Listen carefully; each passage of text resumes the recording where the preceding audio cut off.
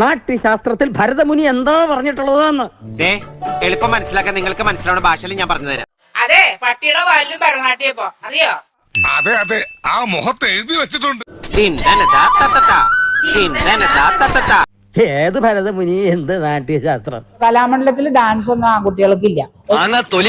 മോഹിനിയാട്ടം പഠിക്കാൻ ആൺകുട്ടികൾക്കും വാതിൽ തുറന്നിട്ട് കേരള കലാമണ്ഡലം.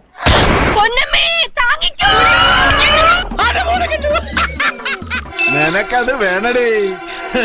10-35 വയസ്സ് 40 വയസ്സ് റേഞ്ചുള്ളവരൊക്കെ മോഹിനിയാട്ടം കളിക്കുമ്പോ സാമാന്യം കുറച്ച് സൗന്ദര്യമൊക്കെ വേണം. അവളുടെ ഒരു അഹങ്കാരം കണ്ടില്ലേ, മഞ്ജു വാര്യറാണെന്ന വിചാരം. മോഹിനിയാട്ടം പഠിക്കാൻ ആൺകുട്ടികൾക്കും വാതിൽ തുറന്നിട്ട് കേരള കലാമണ്ഡലം. എപ്പോ നേരം വെളുത്ത് ഇത്രയല്ലേ ആയുള്ളൂ? ഇന്നലെ രാത്രി 10:15 വരെ ഞാൻ പിള്ളേച്ചന്റെ കൂടെ ഉണ്ടായിരുന്നു. ഇന്ന് ചേർന്ന ഭരണസമിതി യോഗത്തിന്റേതാണ് തീരുമാനം. ഞങ്ങളോടത് വേണ്ടായിരുന്നു മല്ലയ്യ, വേണ്ടായിരുന്നു. കാലം ആവശ്യപ്പെടുന്ന ചരിത്രപരമായ തീരുമാനമാണെന്ന് നർത്തകർ പ്രതികരിച്ചു. ലിംഗപരിഗണനയില്ലാതെ കേരള കലാമണ്ഡലത്തിൽ ആർക്കും പഠിക്കാമെന്ന ചരിത്ര തീരുമാനമെടുത്തത് ഐക്യകണ്ഠേന. എന്തായാലും കലക്കിട നീ.